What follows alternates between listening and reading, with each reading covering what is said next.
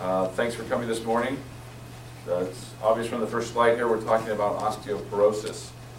My name is Chris Meckel. I'm an orthopedic surgeon, so I'm not an endocrinologist. I'm not a primary care physician. I'm a guy who deals with bones and joints. And so the question may be, what is a guy who deals with bones and joints? You know what? I need that light on. Whoever just flipped that light off, can we put it back on again? Hello? In the back? You guys, a light just went off. Can you flip that back on? Thank you. Sorry, scored the video camera.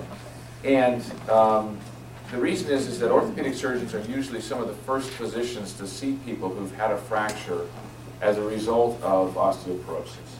And so it's been a move on the part of our academy and orthopedic surgeons in general to take a little bit more active role in the discussion of osteoporosis, what it is, get people to learn more about it and what they can do to manage the issues associated with osteoporosis.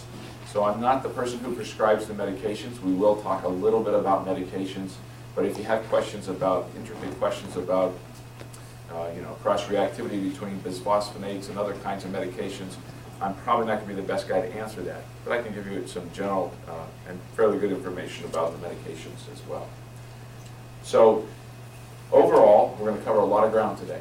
So I'm going to kind of move fairly rapidly, and let's see, you can ask questions as we go along if you'd like to, and if it looks like it's going to be something I'm going to come across later in the talk, I'll just sort of delay it.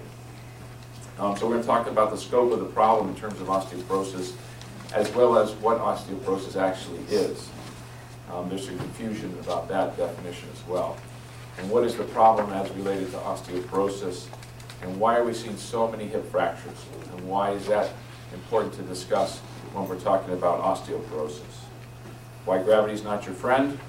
We can't fix gravity, but we can fix your hip, and why being dense can be a good thing.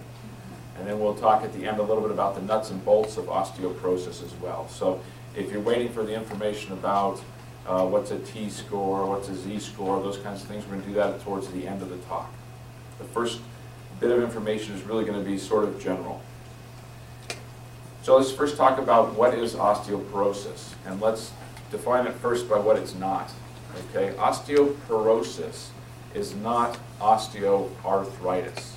That's probably the biggest point of confusion that I see.